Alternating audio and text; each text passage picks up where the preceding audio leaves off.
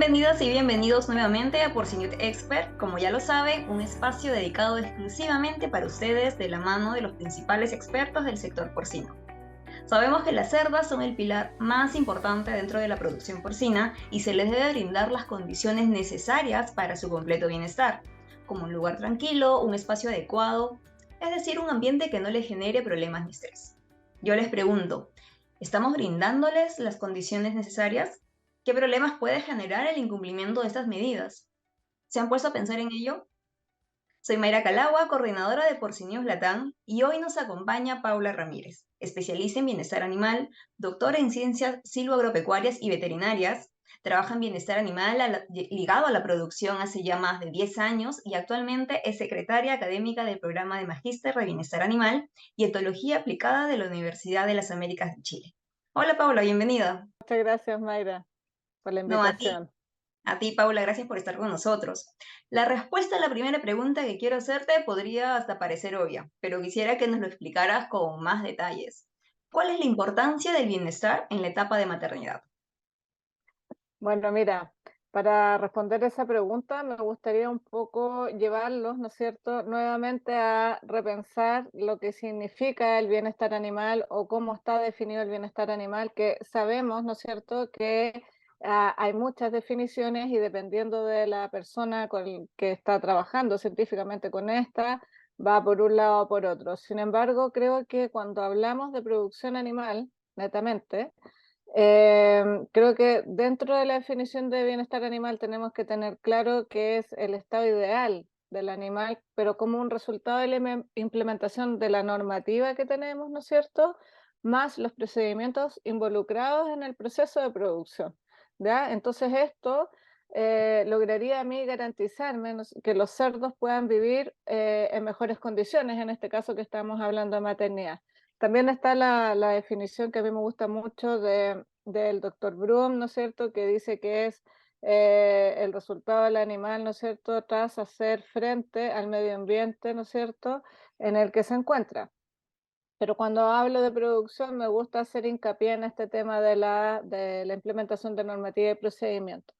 Y esto es finalmente para intentar disminuir al máximo, ¿no es cierto?, lo que más podamos el sufrimiento del animal, ¿no es cierto?, y mejorar su estado sanitario, que sabemos que de alguna u otra forma va de la mano, y también así nosotros nos aseguramos de generar una calidad de carne óptima, ¿no es cierto?, y una cuidad alimentaria que está muy relacionado con el bienestar animal y que lo que tenemos que tener en mente. Entonces, cuando me preguntas cuál es la importancia del bienestar animal en la etapa de maternidad, voy a hacer un resumen de dos puntos importantes que la OMSA, la Organización Mundial de la Salud Animal, ¿no es cierto?, antigua OIE, hace como recomendación en su capítulo 7.13, donde habla que tanto la gestión como los métodos de manejo que nosotros le realizamos al animal se tienen que enfocar, ¿no es cierto?, en mejorar las prácticas de estabulación y cría. Y aquí es donde, cuando hablamos de sistemas de maternidad, vemos el primer, comillas, ¿no es cierto?, de importancia que existe en cómo o qué o cuáles van a ser los sistemas que nosotros le vamos a entregar de condiciones ambientales a estas cerdas, ¿ya? Es uno de los factores a través de los cuales nosotros le podemos garantizar el bienestar animal de estos animales. Y la misma OMSA, ¿no es cierto?, en su artículo 7.13.19, que habla específicamente de la zona de los partos y lactancia, que es lo que vamos a hablar hoy, dice que las cerdas gestantes y las cerdas jóvenes necesitan un tiempo para acomodarse antes de parir, que esto influye varios otros aspectos relacionados con, ¿no es cierto?, las condiciones y las conductas que nosotros les permitimos generar en nuestro sistema. Ellos también dicen que tiene que haber material, ¿no es cierto?, destinado a que la hembra pueda nidificar, que es importante que alrededor de la fecha del parto se observe frecuentemente a las hembras gestantes jóvenes, ¿no es cierto?, y a las que ya tienen más parto, y aquí también viene un tema importante del bienestar animal de ellas, de una conducta que es altamente motivada para ellas, que cuando estamos hablando de condiciones naturales, la cerda, ¿no es cierto?, se retrae del grupo unos días antes de parir, para poder generar justamente la conducta de nidificación y posteriormente dar a luz. ¿no es cierto? Entonces, todas estas cosas que la OMSA ya nos describe en el fondo van hacia la línea de que tenemos que empezar a preocuparnos de que el alojamiento y las zonas de parto de las hembras sean confortables, ¿no es cierto? Confortables desde el punto de vista de la instalación, del confort térmico y que también tenemos que hablar de la protección de los lechones. Entonces, dado todo lo anterior que yo les comento, podemos comprender, ¿no es cierto?, que el bienestar animal en la maternidad es una etapa crucial, ¿no es cierto? Es una etapa crucial y que tenemos que empezar a dedicarnos a estudiar, a probar, ¿no es cierto?, diferentes formas. Y es crucial en el bienestar animal tanto para la cerda como para los lechones. ¿Y por qué? Porque aquí también es donde nosotros podemos asegurar gran parte de la efectividad del proceso productivo, ¿ya? Entonces, para poder responder a la pregunta inicial que tú me haces, es importante entonces recordar que en condiciones naturales la cerda se separa del grupo antes del parto, ¿no es cierto?, para poder realizar la conducta de nidificación, que es una conducta importante. Al hacer esto se traslada, camina, hace ejercicio, etcétera, y luego de parir, ella regresa al grupo 10 a 20 días después. Y esto es importante que nosotros lo tengamos claro porque son parte o son de los criterios más importantes que nosotros vamos a tener que evaluar, ¿no es cierto? O ver cómo lo podemos mejorar en el caso de los sistemas que nosotros tenemos hasta ahora en LATAM. ¿Y esto Ujú. por qué? Porque cuando la hembra puede realizar estas conductas, ¿no es cierto? Nosotros le bajamos el nivel de estrés. Y entonces, fisiológicamente, dentro de la hembra, ¿qué tenemos como resultado? Un aumento de la prolactina y un aumento de la oxitocina, fisiológicamente hablando. ¿Y esto qué nos permite? Sabemos que la prolactina va a tener relación directa con la producción de leche, por lo tanto la calidad de los lechones que nosotros vamos a entregar, y que la oxitocina es una de las hormonas principales, ¿no es cierto?, para el parto, para ayudar a la hembra a realizar el parto en el tiempo adecuado y también em, para el tiempo que hay entre partos de lechones. Paula, mucho se habla de una maternidad libre de jaulas. ¿Cuál es la diferencia entre el área de maternidad en jaulas y una en libertad?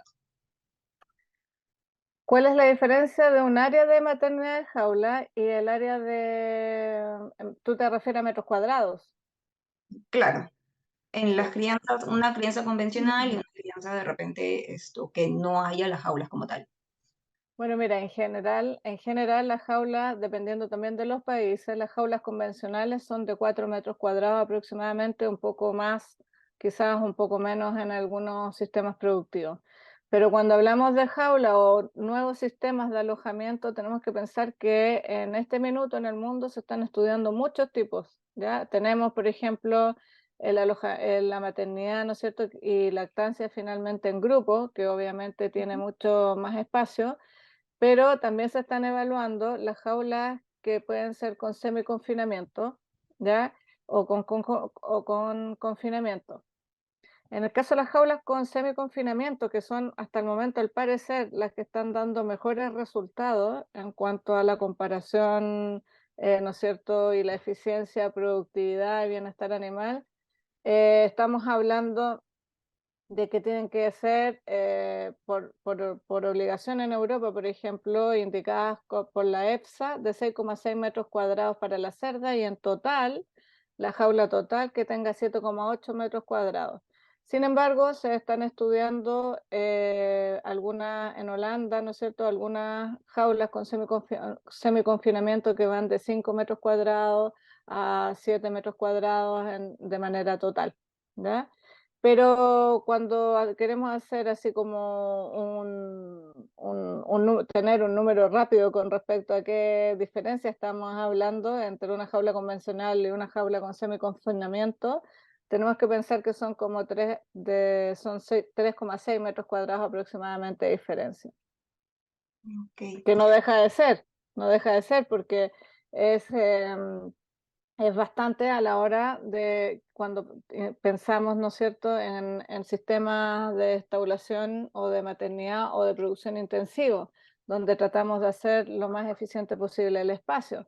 Sin embargo, también tenemos que pensar que esas jaulas que son más eficientes, que tienen cosas positivas, por supuesto, ¿ah? Las jaulas convencionales que estamos usando hasta ahora nacieron en respuesta, ¿no es cierto?, a reducir, por ejemplo, la mortalidad en los partos, ¿ya? También porque son más económicas que una jaula de semiconfinamiento. Ahorramos espacio, es más fácil realizar la higiene de esta jaula y es más eficiente las condiciones de trabajo que tiene el personal. Entonces, claro, tenemos todo eso positivo que muchas veces nos cuesta dejarlo por debajo, digamos, de todo lo que tiene negativo desde el punto de vista del bienestar animal, como que al parto, ¿no es cierto?, estas cerdas en este tipo de jaulas convencionales están expuestas a una temperatura bastante alta, sobre todo en los climas en verano. Tienen el movimiento restringido, lo que les genera estrés y fatiga porque no hay un ejercicio muscular, por lo tanto, al final aumenta la duración de los partos y la probabilidad de que nazcan más mortinatos. Y posparto, estas mismas jaulas que tienen estos beneficios que acabamos de conversar, tienen otras cosas que van en detrimento de que hay lechones que nacen más débiles porque las cerdas se demoran más en parir, hay reducción del consumo calostro, hay que tener un equilibrio con la temperatura corporal, ¿no es cierto?, entre la hembra y el lechón, que ese también es todo un tema, porque sabemos que la hembra necesita menos temperatura y el lechón necesita más, y se genera mucha frustración para la hembra, lo que también a mí me genera finalmente cambios posturales en esta, que finalmente aumenta la posibilidad de la mortalidad por aplastamiento, que son los porcentajes e índices de mortalidad más altos que tenemos en estos sistemas de los lechones. Ujú. De hecho, conseguir ese bienestar en la cerda que mencionaste al inicio va a depender y tiene que depender de muchos factores. ¿Cuáles serían Mm. los criterios de evaluación para el alojamiento de la cerda en esa etapa? Mira, cuando hablamos de criterios de alojamiento, yo generalmente intento, porque hay muchas formas de tomar, ¿no es cierto?, el tema de los criterios o cuáles son los indicadores que tenemos que evaluar, pero a mí me gusta mucho utilizar y basarme en lo que es el proyecto Welfare Quality a la hora de establecer cuáles son los criterios que yo voy a evaluar, ¿no es cierto?, en algún momento del sistema productivo de nuestros animales, de cualquier especie. Esto también se lo digo a mis estudiantes porque de cierta manera nos permite ordenarnos, ¿no es cierto?, y evaluar de una forma sistemática para no dejar ningún punto pendiente. Y cuando hablamos en este caso, y en este caso concreto de los sistemas de maternidad, ah, hay varios criterios que nosotros tenemos que evaluar o varios indicadores en los cuales nosotros nos podríamos basar para ver si la cerda está bajo condiciones de bienestar animal o no, como por ejemplo el confort en la zona de descanso, si hay un confort térmico adecuado, tanto para los lechones como para la cerda, ¿no es cierto? Si hay facilidad de movimiento, que sabemos que en el caso de las jaulas no hay facilidad de movimiento para las hembras, entonces ahí ya tenemos un punto que tenemos que evaluar. ¿Cuál es la respuesta que la cerda me da al manejo, el estado emocional de la hembra, la condición corporal y si hay cambios de peso? Porque lo que te comentaba anteriormente, esta debilidad muscular que se le genera a la hembra por no hacer el ejercicio muchas veces hace que cuando la hembra, aparte de todo lo que significa el parto, finalmente esté tan agotada y tan débil muscularmente que no se pare para consumir alimento y nos empieza a bajar la condición corporal. ¿Ya? Y se ha visto también un porcentaje de mortalidad por esto. Tenemos que fijarnos en la tasa de mortalidad, ¿no es cierto?, en las cojeras, etcétera. Pero desde el punto de vista del welfare quality y específicamente en lo que es los sistemas de alojamiento en maternidad, yo les diría que nos tenemos que preocupar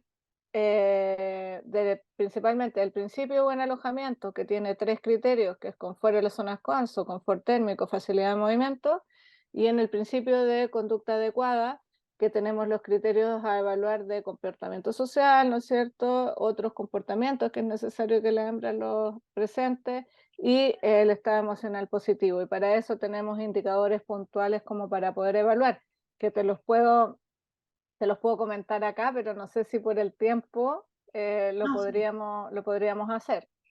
Sí, adelante, algo breve y los puntos más resaltantes que quizás quisieras compartirnos. Bueno.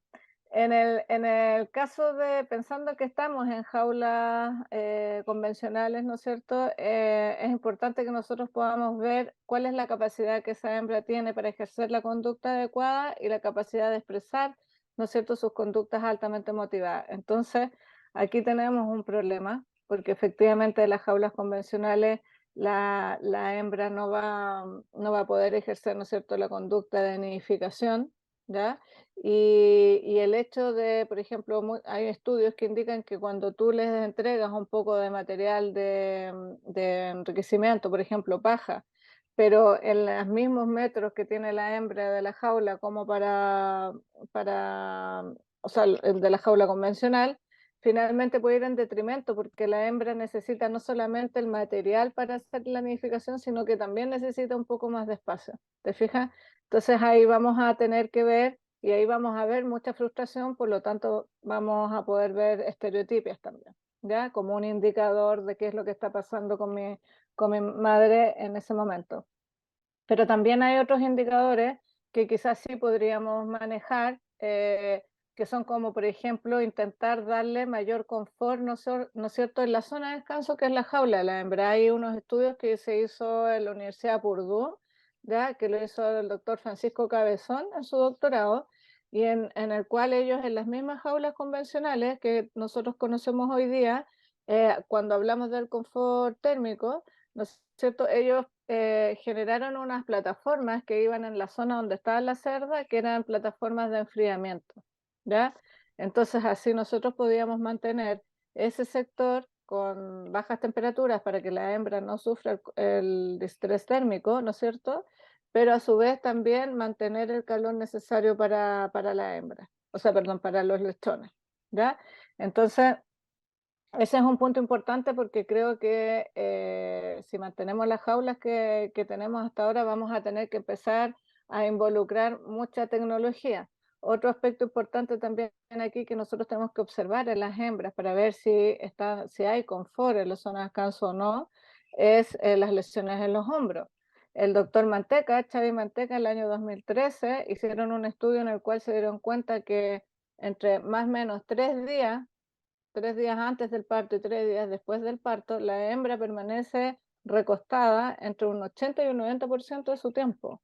Eso significa que si no le damos un piso adecuado, que lo ideal es que sea de cemento liso, ¿no es cierto? Pero que no lo vemos así en nuestras jaulas por un tema de higiene, em, es que vamos a tener y vamos a observar más lesiones en los hombros. Entonces ahí también hay harta materia todavía como para poder estudiar y realizar quizás nuevas tecnologías o nuevas jaulas convencionales que me permitan tener un sector liso para la hembra como para que pueda descansar bien y otro sector más atrás con los slats o las rejillas necesarias como para que las fecas vayan cayendo, ¿ya? En general, yo creo que si hablamos o sea, si hablamos de una jaula de gestación convencional, lo que es facilidad de movimiento no lo vamos a poder mejorar porque no lo tienen. Entonces, sí podemos ver lo que son el confort en el descanso, que es lo que te acabo de comentar, y el confort térmico también, ¿ya? Que el confort térmico es sumamente importante porque la hembra, si tiene calor además, va a consumir menos alimentos, si está con estrés calórico, eso va a hacer que tenga pérdida de condición corporal y eso a su vez va a hacer que haya disminución en la producción de leche y de la calidad del calostro y eso a su vez va a hacer que los lechones nazcan, ¿no es cierto? Y con menor vigor híbrido por un lado porque la hembra no está bien preparada y por otro lado porque el calostro que consumen no es el suficiente y entramos en un círculo vicioso, digamos, de mortalidad perinatal. Ya algo nos has adelantado, Paula, pero finalmente, ¿qué recomendaciones nos podrías dar para conseguir el bienestar de la cerda en esta crianza convencional?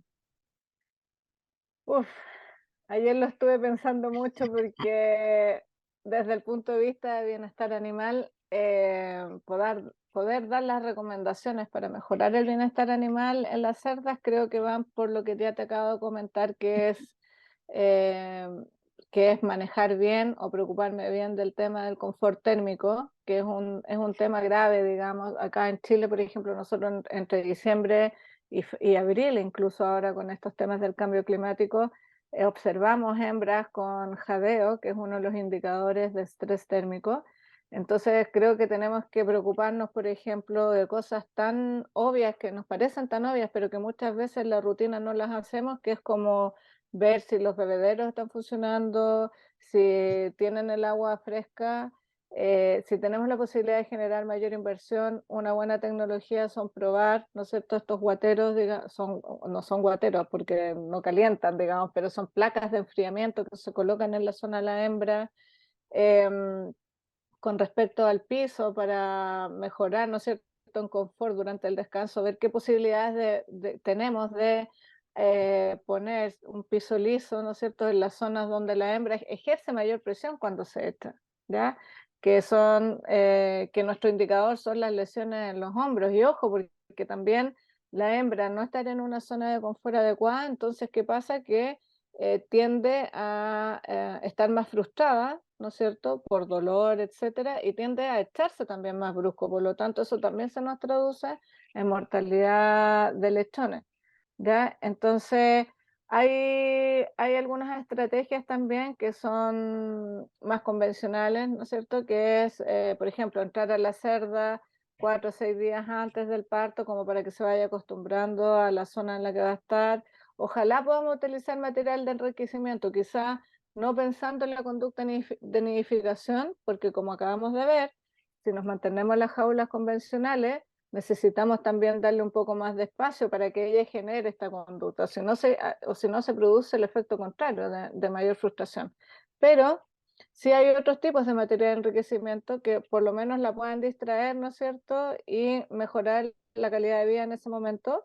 Y yo he visto, por ejemplo, que se utilizan, y me gusta mucho y quiero probarlo ahora acá en Chile, que son unas bolsas de yuta que las hembras las muerden, las muerden, las muerden, y que también, bueno, las utilizan de cierta manera como si fuera un material de nidificación, pero no pueden finalmente concluir en esto.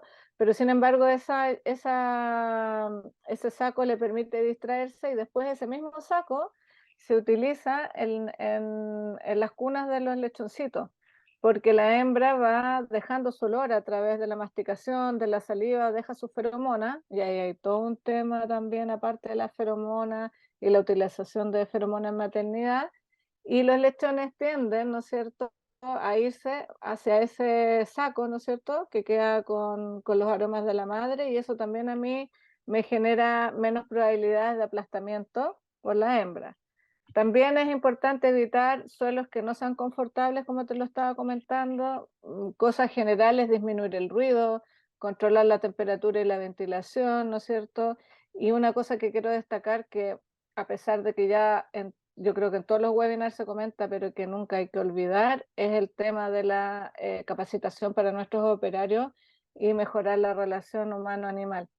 Y evitar, por supuesto, evitar muchas manipulaciones durante el parto. Pero si tú me preguntas estas son las recomendaciones que yo te podría dar en el caso de mantenernos en las jaulas convencionales. Pero si tú me preguntas cuál es mi recomendación, la recomendación es comenzar a migrar hacia sistemas de alojamiento, lo que significa empezar a evaluar distintos tipos de sistemas de alojamiento con jaula, pero con semiconfinamiento o con sin confinamiento. A mí me gustan más las con semiconfinamiento porque ocupan más espacio, y creo que en una primera instancia podríamos adaptar las jaulas que tenemos ahora, ya de cierta manera, a una jaula de semiconfinamiento que le daría una mayor cantidad de posibilidades a la hembra de ejercer su conducta de movimiento, de ejercitarse, incluso si le entregamos material de enriquecimiento de nidificación. Pero ojo que hay que tener cuidado porque cuando hacemos este tipo de cambios, hay que hacerlos con personas que estén capacitadas para hacerlo y que entiendan de qué se trata, porque por un lado tenemos a la hembra y por otro lado tenemos a los lechones. Entonces no podemos descuidarlo. Por eso es que en sistema de maternidad, cuando se habla de bienestar animal, es como da para hablar mucho, porque son ambos estados, digamos, del animal, y que le influyen distintamente. Y el ejemplo Gol estándar, por decirlo así, es el confort térmico, que es contradictorio entre el lechón y la madre. Entonces, creo yo, y además porque se está ejerciendo una potente presión social con el tema de la jaula, se está también ejerciendo presión a raíz de esto con la certificación, para poder certificar que estamos criando, ¿no es cierto?, con buenas prácticas de bienestar animal y se le está enseñando al consumidor esto. Y también hay una fuerte presión normativa. Tú sabes que el año 2027, ¿no es cierto?, Europa contempla una prohibición inmediata para todas las nuevas granjas que se realicen, que ya no van a poder tener jaula ni en el periodo comprendido entre el destete y la cubrición, que está aceptado ahora, ni en las 4 semanas de gestación y maternidad. ¿Te fijas? Entonces, eso ya en Europa se declaró. Sabemos también, por ejemplo, que en Brasil, para el año 2030, esto es en gestación, sí, no en maternidad, quieren abolir las jaulas de gestación, pero el tema es que vamos hacia allá. Entonces, creo que tenemos que adelantarnos un pasito y empezar a estudiar qué probabilidades tenemos y así que no nos llegue eh, de frentón, digamos, el cambio que vamos a tener que hacer y la inversión que hay que hacer. Sí. Muy interesante todo lo que nos estás dejando, Paula. Muchas gracias. Ha sido un gusto conocer más sobre este tema tan importante que, como bien dices, estamos en camino hacia ello, ¿no? Sí, Muchas gracias. Gracias por estar con nosotros y a ustedes los invito a seguir conectados con Porci News, su canal favorito sobre porcicultura. Gracias. gracias a ustedes por la invitación.